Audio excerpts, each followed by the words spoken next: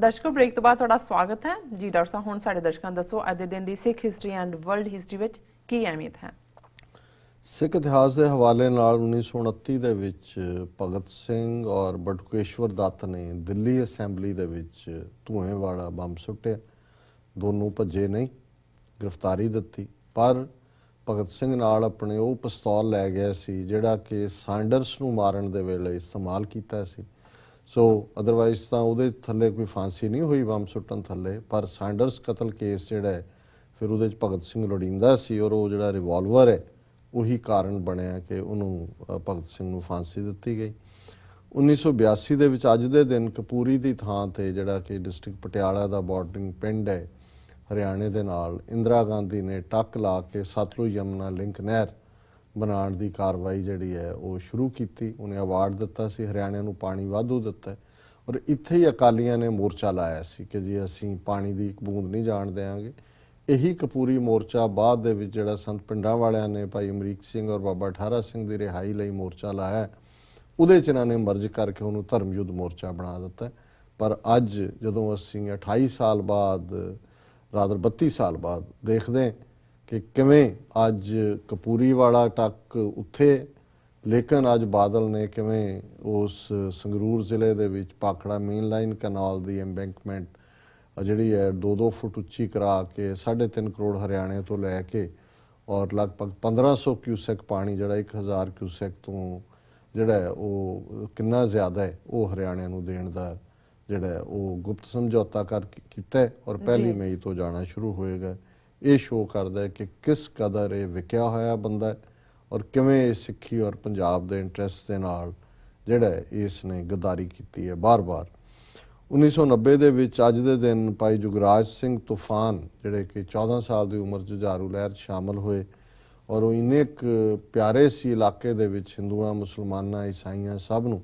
ਅੱਜ ਦੇ ਦਿਨ ਉਹਨਾਂ ਨੂੰ ਪੁਲਿਸ ਫੋਰਸਾਂ ਨੇ ਜਿਹੜਾ ਹੈ ਉਹ ਸ਼ਹੀਦ ਕੀਤਾ ਪਿੰਡ ਮਾੜੀ ਬੁੱਚੀਆਂ ਹਰਗੋਬਿੰਦਪੁਰ ਦੇ ਨੇੜੇ ਜਿੱਥੇ ਮੁਕਾਬਲਾ ਹੋਇਆ ਔਰ ਉਹਨਾਂ ਦੇ ਸੰਸਕਾਰ ਦੇ ਵਿੱਚ ਲਗਭਗ 4 ਲੱਖ ਲੋਕ ਸ਼ਾਮਲ ਹੋਏ ਔਰ ਉਹਨਾਂ ਦੀ ਡੈੱਡ ਬਾਡੀ ਵੀ ਪੁਲਿਸ ਦੀ ਕਸਟਡੀ 'ਚੋਂ ਇਲਾਕੇ ਦੇ ਹਿੰਦੂਆਂ ਨੇ ਜਾ ਕੇ ਨਾਲ ਉਹਨਾਂ ਨੇ ਕਿਹਾ ਜੀ ਇਹਨਾਂ ਨੇ ਸਾਨੂੰ ਕਿਤੇ ਨਹੀਂ ਜਾਣ ਦਿੱਤਾ, ਅਸੀਂ ਬਾਹਰ ਜਾਣਾ ਚਾਹੁੰਦੇ ਸੀ ਸੇਫਟੀ ਲਈ, ਇਹ ਸਾਡਾ ਨਾਇਕ ਹੈ। ਸੋ ਇਹ ਉਹਨਾਂ ਦਾ ਅੱਜ ਸ਼ਹੀਦੀ ਦਿਨ ਹੈ।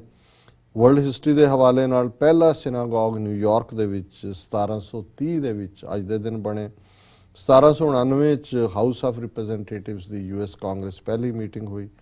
1879 ਚ ਪਹਿਲੀ ਵਾਰ ਦੁੱਧ ਜਿਹੜਾ ਹੈ ਗਲਾਸ ਦੀਆਂ ਬੋਟਲਾਂ ਦੇ ਵਿੱਚ ਉਹ ਵਿਕਣਾ ਸ਼ੁਰੂ ਹੋਇਆ 1879 ਚ ਜੀ।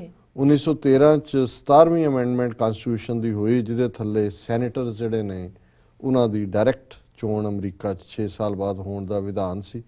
1916 ਚ ਨਾਰਵੇ ਨੇ ਔਰਤਾਂ ਨੂੰ ਵੋਟ ਦੇਣ ਦੇ ਹੱਕ ਨੂੰ ਪ੍ਰਵਾਨ ਕੀਤਾ, ਅਮਰੀਕਾ 'ਚ 4 ਸਾਲ ਬਾਅਦ ਹੋਇਆ।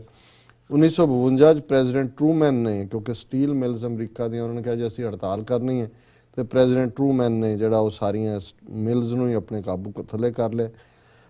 ਅੱਜ ਦੇ ਦਿਨ 1985 ਚ ਯੂਨੀਅਨ ਕਾਰਬਾਈਡ ਪਲਾਂਟ ਜਿਹਦੀ ਲੀਕ ਗੈਸ ਹੋਣ ਨਾਲ ਭੋਪਾਲ ਦੇ ਵਿੱਚ ਦਸੰਬਰ ਦੇ ਵਿੱਚ ਬਹੁਤ ਹਜ਼ਾਰਾਂ ਲੋਕ ਮਾਰੇ ਗਏ, ਅੱਜ ਵੀ ਸਫਰ ਕਰ ਰਹੇ ਨੇ, ਉਹਨਾਂ ਦੇ ਖਿਲਾਫ ਇੰਡੀਅਨ ਗਵਰਨਮੈਂਟ ਨੇ ਮੁਕੱਦਮਾ ਦਾਇਰ ਕੀਤਾ ਪਰ ਅਲਟੀਮੇਟਲੀ ਪੈਸੇ ਪੂਸੇ ਖਾ ਕੇ ਸਮਝੌਤਾ ਕਰਕੇ ਉਹਨਾਂ ਵਿਚਾਰਿਆਂ ਨੂੰ ਉਵੇਂ ਹੀ ਛੱਡ ਦਿੱਤਾ। 1990 ਚ ਨੇਪਾਲ ਦੇ ਕਿੰਗ ਬਰਿੰਦਰ ਨੇ 30 ਸਾਲ ਬਾਅਦ ਜਿਹੜੀ ਸਿਆਸੀ ਪਾਰਟੀਆਂ ਤੇ ਲਾਈ ਪਾਬੰਦੀ ਸੀ ਉਹ ਖਤਮ ਕੀਤੀ ਔਰ 2013 ਚ ਅੱਜ ਦੇ ਦਿਨ ਮਾਰਗਰੇਟ ਥੈਚਰ ਜਿਹੜੀ ਕਿ 87 ਸਾਲਾਂ ਦੀ ਹੋ ਗਈ ਸੀ, ਇੰਗਲੈਂਡ ਦੀ ਪ੍ਰਾਈਮ ਮਿਨਿਸਟਰ ਰਹੀ, ਉਹਦੀ ਮੌਤ ਹੋਈ। ਇਹ ਉਹੀ ਥੈਚਰ ਹੈ ਜਿਹਨੇ ਜੂਨ 84 ਦੇ ਹਮਲੇ ਦੇ ਲਈ ਫਰਵਰੀ 1984 ਚ ਇੰਦਰਾ ਗਾਂਧੀ ਦੀ ਰਿਕੁਐਸਟ ਦੇ ਉੱਤੇ ਮਦਦ ਕੀਤੀ ਔਰ ਸਿੱਖ ਹਿਸਟਰੀ 'ਚ ਜਿਵੇਂ ਜਨਰਲ ਡਾਇਰ ਔਰ ਲਾਰਡ ਡਲਹੌਜ਼ੀ ਜਿਹਨੇ ਪੰਜਾਬ ਖੋਇਆ ਸੀ ਉਹ ਇੱਕ ਤਿਰਸਕਾਰਤ ਨਾਂ ਨੇ, ਇਹ ਮਾਰਗਰੇਟ ਥੈਚਰ ਹਮੇਸ਼ਾ ਹੀ ਸਿੱਖਾਂ ਦੀ ਕਲੈਕਟਿਵ ਯਾਦ ਦੇ ਵਿੱਚ ਇੱਕ ਘਟੀਆ ਔਰ ਜਿਹੜੀ ਹੈ ਇੱਕ ਜ਼ਾਬਰ ਔਰਤ ਦੇ ਤੌਰ ਤੇ ਜਾਣੀ ਜਾਏਗੀ ਜਿਹਨੇ ਇੰਦਰਾ ਗਾਂਧੀ ਦੀ ਮਦਦ ਕੀਤੀ ਜੂਨ 84 ਦੇ ਘੱਲੂਘਾਰੇ। ਜੀ ਡਾਕਟਰ ਸਾਹਿਬ ਤੁਹਾਡਾ ਬਹੁਤ ਬਹੁਤ ਸ਼ੁਕਰੀਆ। ਹੁਣ ਸਾਡੇ ਦਰਸ਼ਕਾਂ ਨੂੰ ਦੱਸੋ ਅੱਜ ਦਾ ਵਿਚਾਰ। ਅੱਜ ਦੇ ਵਿਚਾਰ ਲਈ ਅਸੀਂ ਕਬੀਰ ਸਾਹਿਬ ਦਾ ਸ਼ਬਦ ਗੌੜੀ ਕਬੀਰ ਜੀ ਜਿਹੜਾ ਉਹ ਚੁਣਿਆ ਜੀ ਔਰ ਇਹ ਸ਼ਬਦ ਹੈ, ਨਗਨ ਫਿਰਤ ਜੋ ਪਾਈਐ ਜੋਗ, ਬਨ ਕਾ ਮਿਰਗ ਮੁਕਤ ਸਭ ਹੋਗ, ਕਿਆ ਨਾਂਗੇ ਕਿਆ ਬਾਂਧੇ ਚਾਮ, ਜਬ ਨਹੀਂ ਚੀਨਸ ਆਤਮ ਰਾਮ, मूंड मुंडाए जो सिद्ध पाई, मुक्ति भेड़ न गईया काई। बिंद राख जो तरिया भाई, खुसरै क्यों ना परम गत पाई। कहो कबीर सुनो नर पाई, राम नाम बिन किन गत पाई। जी ਇਸ ਸ਼ਬਦ 'ਚ ਕਬੀਰ ਸਾਹਿਬ ਨੇ ਉਹਨਾਂ ਫਿਰਕਿਆਂ ਦਾ ਜ਼ਿਕਰ ਕੀਤਾ ਹੈ ਜਿਹੜੇ ਕਿ ਘਰ-ਬਾਰ ਛੱਡ ਕੇ ਜੰਗਲਾਂ ਦੇ ਵਿੱਚ ਔਰ ਅੱਡ-ਅੱਡ ਰੂਪਾਂ ਦੇ ਵਿੱਚ ਵਿਚਰਦਿਆਂ ਇਹ ਕਲੇਮ ਕਰਦੇ ਸਨ ਕਿ ਜੀ ਸਾਨੂੰ ਜੇ ਅਸੀਂ ਇਸ ਤਰ੍ਹਾਂ ਰਹੀਏ ਜਾਂ ਇਸ ਤਰ੍ਹਾਂ ਦੇ ਅਸੀਂ ਹੋਈਏ ਤੇ ਸਾਨੂੰ ਰੱਬ ਮਿਲਦਾ ਹੈ। ਸੋ ਉਹਦੇ 'ਚ ਸਭ ਤੋਂ ਪਹਿਲਾਂ ਤਾਂ ਉਹਨਾਂ ਨੇ ਨਾਂਗੇ ਸਾਧੂਆਂ ਨੂੰ ਜਿਹੜੇ ਕਿ ਨੰਗੇ ਰਹਿੰਦੇ ਨੇ ਇਹ ਕਹਿੰਦੇ ਨੇ ਜੀ ਇਹ ਜਿਹੜਾ ਕੱਪੜੇ ਦਾ ਵੀ ਬੋਝ ਨਹੀਂ ਹੋਣਾ ਚਾਹੀਦਾ ਔਰ ਅਸੀਂ ਗਰਮੀ ਸਰਦੀ ਹਰ ਇੱਕ ਨੂੰ ਇਸ ਤਨ ਤੇ ਜਰਦੇ ਹਾਂ। ਸੋ ਕਬੀਰ ਸਾਹਿਬ ਨੇ ਬੜੇ ਅੱਛੇ ਅੰਦਾਜ਼ ਦੇ ਵਿੱਚ ਹਰ ਇੱਕ ਦੇ ਉੱਤੇ ਜਰਾ ਖੁੱਲ ਕੇ ਜਿਹੜਾ ਅਟੈਕ ਕੀਤਾ ਜੀ। ਕਬੀਰ ਸਾਹਿਬ ਫਰਮਾਉਂਦੇ ਨੇ ਨਗਨ ਫਿਰਤ ਜੋ ਪਾਈ ਹੈ ਜੋਗ, ਕਿਉਂਕਿ ਜੋਗੀ ਨੇ ਨਾਂਗੇ ਸਾਧੂ, ਕਿ ਭਾਈ ਜੇ ਨੰਗੇ ਰਹਿਣ ਨਾਲ ਰੱਬ ਮਿਲਦਾ, ਜੋਗ ਹੁੰਦਾ, ਮਿਲਾਪ ਹੁੰਦਾ।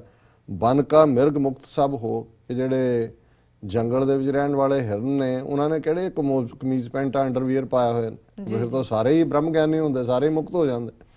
ਸੋ ਜੇ ਉਹ ਨਹੀਂ ਹੋਏ ਤੇ ਇਹਨੇ ਵੀ ਨਹੀਂ ਹੋਣਾ ਜਿਹੜੇ ਨਾਂਗੇ ਰਹਿੰਦੇ ਨੇ।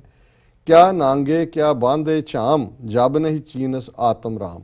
ਉਹਨਾਂ ਨੇ ਕਿਹਾ ਜੀ ਇੱਕ ਪਾਸੇ ਉਹ ਨੇ ਜਿਹੜੇ ਨੰਗੇ ਰਹਿੰਦੇ ਨੇ, ਇੱਕ ਉਹ ਨੇ ਜਿਹੜੇ ਹਿਰਨ ਦੀ ਖੱਲ ਜਿਹੜੀ ਹੈ ਚਮੜੇ ਦੀ ਉਹਨੂੰ ਆਪਣੇ ਨਾਲ ਬੰਨਿਆ ਹੁੰਦਾ। ਰਿਸ਼ੀ ਜਿਹੜੇ ਬੈਠੇ ਨੇ ਉਹ ਤੁਸੀਂ ਕਦੇ ਰਿਸ਼ੀ ਦਾ ਦੇਖੋਗੇ ਉਹਦੇ ਤੇ ਚਮੜੀ ਦੇ ਉੱਤੇ ਬੈਠੇ ਹੁੰਦੇ ਨੇ ਸਮਾਧੀ ਲਾ ਕੇ ਜੀ, ਕਿ ਵੀ ਉਹਨਾਂ ਨੇ ਕਿਸੇ ਨੇ ਚਮੜਾ ਬੰਨਿਆ ਹੈ, ਕਿਸੇ ਨੇ ਉਹ ਨੰਗਾ ਰਿਹਾ। ਇਹਦੇ ਨਾਲ ਕੋਈ ਰੱਬ ਦੇ ਮਿਲਣ ਜਾਂ ਨਾ ਮਿਲਣ ਦਾ ਕੋਈ ਸਬੰਧ ਨਹੀਂ ਹੈ। ਕਿਆ ਨਾਂਗੇ ਕਿਆ ਬਾਂਧੇ ਚਾਮ, ਜਬ ਨਹੀਂ ਚੀਨਸ ਆਤਮ ਰਾਮ। ਜੇ ਤੁਹਾਡੇ ਅੰਦਰ ਜਿਹੜਾ ਰੱਬ ਹੈ ਉਹਨੂੰ ਤੁਸੀਂ ਨਹੀਂ ਲੱਭਦੇ ਤੇ ਇਹ ਰੱਬ ਨਹੀਂ ਮਿਲਦਾ। ਮੂੰਡ ਮੁੰਡਾਏ ਜੋ ਸਿੱਧ ਪਾਈ, ਮੁਕਤੀ ਭੇਡ ਨਾ ਗਈ ਆ ਖਾਈ। ਹੁਣ ਉਹ ਜੋਗੀ ਜਾਂ ਉਹ ਆਪਣੇ ਆਪ ਨੂੰ ਸਿੱਧ ਕਹਾਉਣ ਵਾਲੇ ਜਿਨ੍ਹਾਂ ਨੇ ਸਿਰ ਜਿਹੜਾ ਉਹ ਦਵਾਣੇ ਵਾਂਗੂ ਟਿੰਡ ਕੱਢੀ ਹੁੰਦੀ ਹੈ, ਸਾਰਾ ਉਸ ਤਰ੍ਹਾਂ ਫਰਾਇਆ ਹੁੰਦਾ ਕਿ ਜੀ ਅਸੀਂ ਮੂੰਡ ਆਏ ਜੋਗੀ ਹਾਂ। ਤੇ ਕਬੀਰ ਸਾਹਿਬ ਨੇ ਕਿਹਾ ਵੀ ਜੇ ਇਹਦੇ ਨਾਲ ਰੱਬ ਮਿਲਦਾ ਹੁੰਦਾ, ਮੂੰਡ ਮੁੰਡਾਏ ਜੋ ਸਿੱਧ ਪਾਏ, ਮੁਕਤੀ ਭੇਡ ਨਾ ਭਈਆ ਖਾਏ। ਉਹ ਭੇਡ ਨੂੰ ਤਾਂ ਹਰ ਸਾਲ ਮੁੰਨਿਆ ਜਾਂਦਾ ਕਿਉਂਕਿ ਉਹਦੇ ਵਾਲ ਵੱਡੇ ਹੋ ਜਾਂਦੇ ਨੇ, ਫਿਰ ਉਸ ਚੋਂ ਹੀ ਉਹ ਬਣਾਉਂਦੇ ਨੇ ਜਿਹੜੀਆਂ ਸ਼ਾਲਾਂ ਬਣਦੀਆਂ ਜਾਂ ਪੱਟੂ ਬਣਦੇ ਨੇ। ਉਹਨਾਂ ਨੇ ਕਿਹਾ ਫਿਰ ਤਾਂ ਜਿਹੜੀਆਂ ਸਾਰੀਆਂ ਭੇਡਾਂ ਨੇ ਇਹ ਤਾਂ ਸਾਰੀਆਂ ਹੀ ਬ੍ਰਹਮ ਗਿਆਨੀ ਹੁੰਦੀਆਂ ਕਿ ਵੀ ਜੇ ਮੁੰਨਣ ਦੇ ਨਾਲ ਹੀ ਜਿਹੜਾ ਕੁਝ ਬਣ ਜਾਂਦਾ। ਬਿੰਦ ਰਾਖ ਜੋ ਤਰੀਆ ਭਾਈ, ਖੁਸਰਿਆ ਕਿਉਂ ਨਾ ਪਰਮਗਤ ਪਾਈ। ਹੁਣ ਸੰਨਿਆਸੀਆਂ ਤੇ ਆ ਗਏ ਜਿਹੜੇ ਦੌੜਦੇ ਨੇ ਕਿ ਗ੍ਰਸਤ ਔਰਤ ਦੇ ਨੇੜੇ ਰਹਿਣਾ ਗ੍ਰਸਤ ਤੇ ਰੱਬ ਤੋਂ ਦੂਰ ਕਰਦਾ। ਉਹ ਕਹਿੰਦੇ ਨੇ ਜੇ ਬ੍ਰਹਮਚਾਰੀ ਰਹਿਣ ਦੇ ਨਾਲ ਹੀ ਜਿਹੜਾ ਬ੍ਰਹਮਚਾਰੀ ਤਾਂ ਇਹੀ ਹੈ ਕਿ ਵੀ ਉਸ ਨੇ ਗ੍ਰਸਤ ਨਹੀਂ ਕੀਤਾ। ਜੇ ਬ੍ਰਹਮਚਾਰੀ ਹੋਣ ਦੇ ਨਾਲ ਸੰਨਿਆਸੀ ਬਣਨ ਦੇ ਨਾਲ ਬਿੰਦ ਰਾਖ ਜੋ ਤਰੀਆ ਭਾਈ, ਖੁਸਰਿਆ ਕਿਉਂ ਨਾ ਪਰਮ, ਫਿਰ ਤਾਂ ਸਾਰੇ ਖੁਸਰੇ ਹੀ ਬ੍ਰਹਮ ਗਿਆਨੀ ਹੁੰਦੇ ਕਿਉਂਕਿ ਖੁਸਰੇ ਤਾਂ ਗ੍ਰਸਤ ਕਰ ਹੀ ਨਹੀਂ ਸਕਦੇ ਜੀ। ਹੁਣ ਅਖੀਰ ਚ ਉਹਨਾਂ ਨੇ ਬੜੀ ਸਪਸ਼ਟਤਾ ਦੇ ਨਾਲ ਕਿਹਾ ਕਹੋ ਕਬੀਰ ਸੁਨੋ ਨਰ ਪਾਈ। ਹੇ ਮੇਰੇ ਭਰਾਓ, ਹੇ ਮੇਰੇ ਵੀਰਾਂ ਵਰਗੇ ਸਾਰੇ ਇਨਸਾਨੋਂ, ਰਾਮ ਨਾਮ ਬਿਨ ਕਿਨ ਗਤ ਪਾਈ। ਕਿ ਅਖੀਰ ਵਾਹਿਗੁਰੂ ਦੇ ਰਾਮ ਦੇ ਉਸ ਰਾਮ ਦਾ ਮਤਲਬ ਹੈ ਰਮਿਆ ਹੋਇਆ, ਕੋਈ ਦਸ਼ਰਥ ਦਾ ਪੁੱਤਰ ਰਾਮ ਨਹੀਂ ਹੈ ਜੀ, ਕਿ ਉਸ ਨਿਰੰਕਾਰ ਦੇ ਨਾਮ ਨੂੰ ਧਿਆਏ ਬਿਨਾ, ਉਹਦੀ ਯਾਦ ਬਿਨਾ, ਉਹਨੂੰ ਚੀਨੇ ਬਿਨਾ ਕਿਸੇ ਦੀ ਕਦੇ ਗਤ ਨਹੀਂ ਹੋਈ। ਔਰ ਇਹ ਜਿਹੜੇ ਸਾਰੇ ਇਹਨਾਂ ਦੇ ਸੈਕਟ ਨੇ ਉਹ ਕੋਈ ਭਾਵੇਂ ਸਿਰ ਮੁੰਨਿਆਂ ਦਾ ਹੈ, ਭਾਵੇਂ ਨਾਂਗਿਆਂ ਦਾ ਹੈ, ਭਾਵੇਂ ਸੰਨਿਆਸੀਆਂ ਦਾ ਹੈ, ਇਹ ਸਾਰੇ ਬੇਮਤਲਬ ਜਿਹੜੇ ਨੇ। ਔਰ ਉਹਨਾਂ ਨੇ ਸਭ ਦੀ ਤਸ਼ਬੀਹ ਐਸੇ ਲੱਭ ਕੀਆਂ, ਉਦਾਹਰਨਾਂ ਦਿੱਤੀਆਂ ਕਿ ਵੀ ਇਹਦੇ ਤੇ ਕੋਈ ਸਵਾਲ ਹੀ ਨਹੀਂ ਫਿਰ ਖੜਾ ਹੁੰਦਾ। ਉਹਨੂੰ ਕਿਹਾ ਜੀ ਸਾਰੇ ਹੀ ਫਿਰ ਬ੍ਰਹਮ ਗਿਆਨੀ ਹੁੰਦੇ ਜੇ ਇਹੋ ਜਿਹੇ ਕਰਨ ਦੇ ਨਾਲ ਹੀ ਰੱਬ ਮਿਲਦਾ। ਜੀ ਇਹ ਬਿਲਕੁਲ ਅੱਜ ਦਾ ਵਿਚਾਰ। ਹੀਰਾ ਸਾਹਿਬ ਤੁਹਾਡਾ ਬਹੁਤ ਬਹੁਤ ਧੰਨਵਾਦ, ਤੁਸੀਂ ਅੱਜ ਦਾ ਵਿਚਾਰ ਸਾਡੇ ਦਰਸ਼ਕਾਂ ਨਾਲ ਸਾਂਝਾ ਕੀਤਾ। ਇਸ ਨਾਲ ਆਪਣੇ ਵਿਊਅਰਸ ਕੋਲ ਲੈਣੀ ਇਜਾਜ਼ਤ। ਵਿਊਅਰਸ, ਸਾਡੇ ਪ੍ਰੋਗਰਾਮ ਦਾ ਸਮਾਂ ਇੱਥੇ ਸਮਾਪਤ ਹੁੰਦਾ ਹੈ। ਤੁਸੀਂ ਆਪਣੇ ਰਾਏ ਤੇ ਸੁਝਾਅ ਸਾਨੂੰ ਭੇਜਣਾ ਨਾ ਭੁੱਲਣਾ। ਸਾਡੇ ਇਸ ਪਤੇ ਤੇ sos@tv84.tv ਤੇ ਅਸੀਂ ਆਪਣਾ ਪ੍ਰੋਗਰਾਮ ਲੈ ਕੇ ਫਿਰ ਦੁਬਾਰਾ ਹਾਜ਼ਰ ਹੋਵਾਂਗੇ। ਤਦ ਤੱਕ ਲਈ ਮੈਨੂੰ ਤੇ ਆਪਣੇ ਦਰਸ਼ਕਾਂ ਨੂੰ ਆਗਿਆ ਦਿਓ ਤੇ ਬੁਲਾ ਦਿਓ ਫਤਿਹ। ਵਾਹਿਗੁਰੂ ਜੀ ਕਾ ਖਾਲਸਾ, ਵਾਹਿਗੁਰੂ ਜੀ ਕੀ ਫਤਿਹ।